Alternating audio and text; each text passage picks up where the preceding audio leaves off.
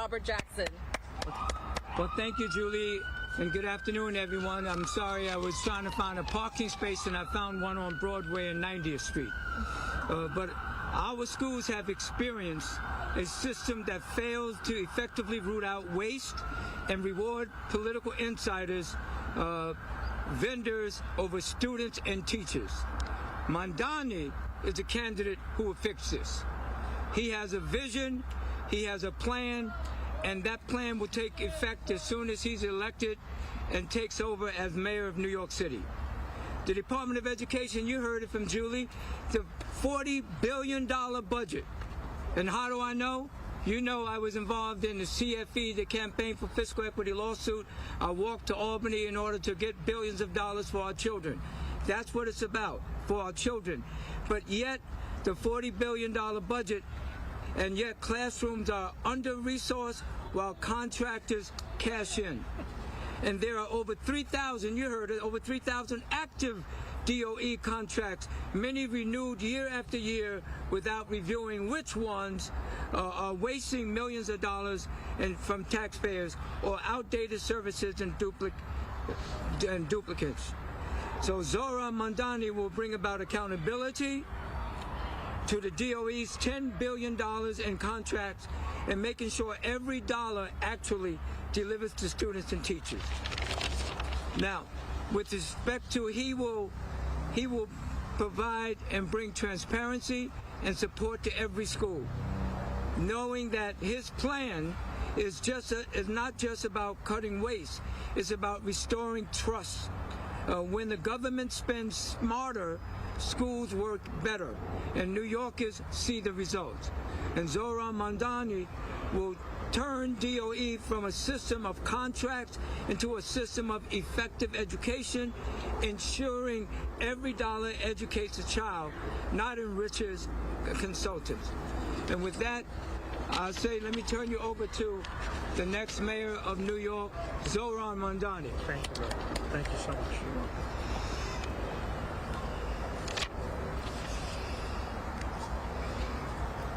Every morning, more than 900,000 New York City public school students wipe the sleep from their eyes, rise from bed, and they set off to school.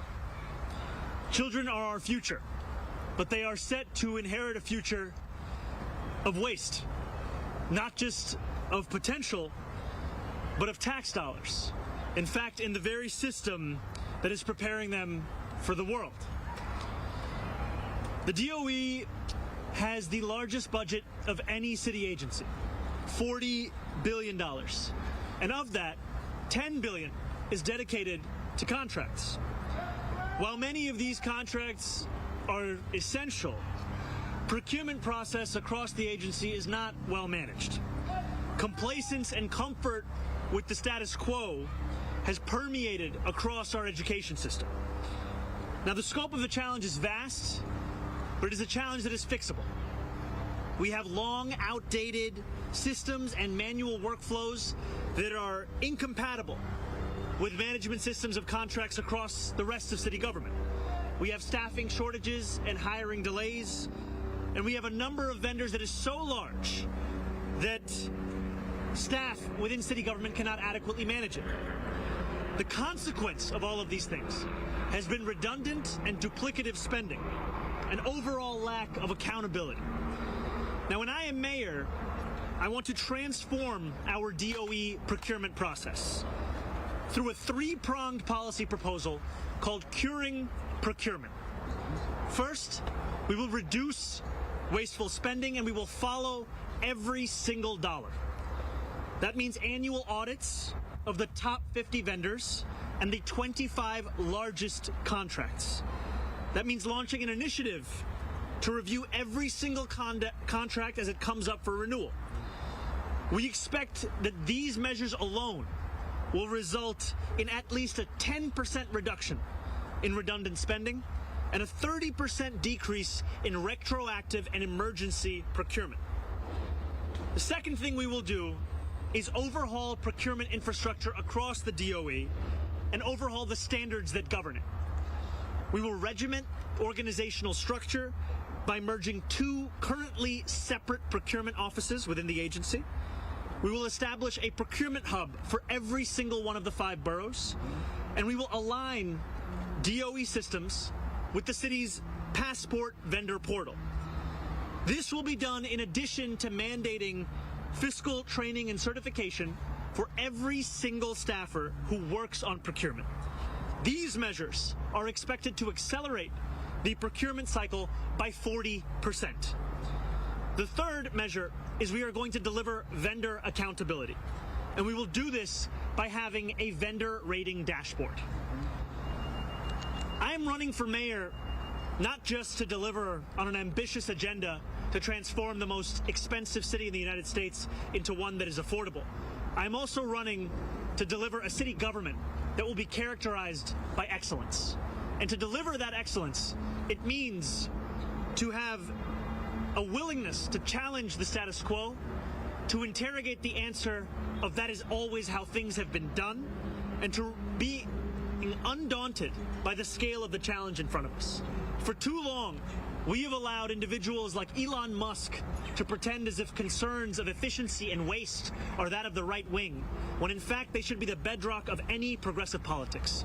And what we are going to do through this agenda of curing procurement is to ensure that every single dollar we spend within the Department of Education is a dollar that is furthering our mission of delivering excellent education to students across the 5 boroughs. And I am thankful for the support of 2 legislators who have been on the front lines of that very battle as we chart a new course for this city. Thank you so much. On topics first, please. Yeah, Alex, go ahead. Yeah, I was wondering if you can cite any specific examples of contracts that you think are duplicative or wasteful.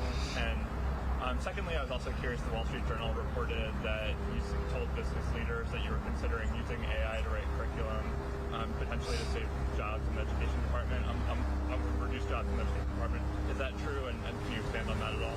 No, I've spoken about AI's potential use to supplement public sector capacity amidst my concern of the rising number of job losses, especially within the tech sector.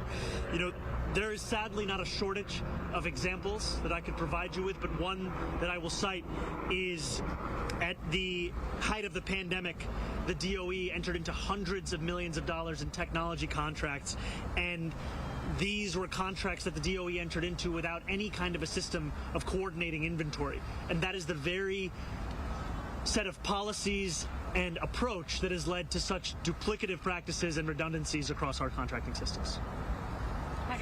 Is there a goal when it comes to these spending cuts? You talk about the 10 million piece, part of a larger $40 billion budget.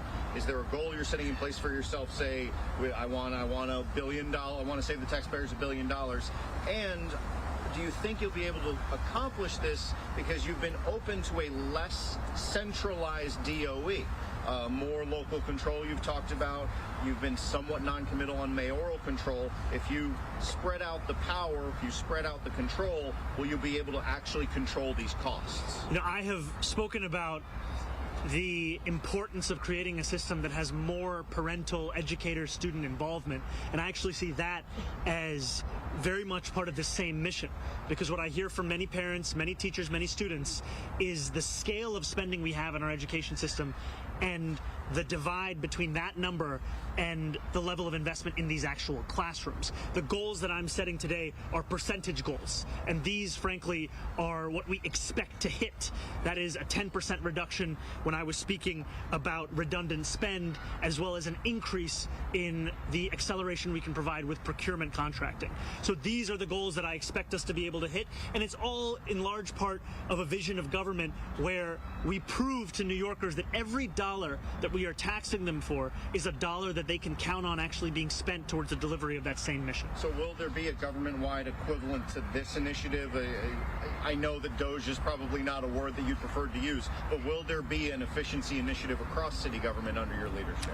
Yes, we will be looking at efficiency for every single agency, efficiency such that we deliver excellence.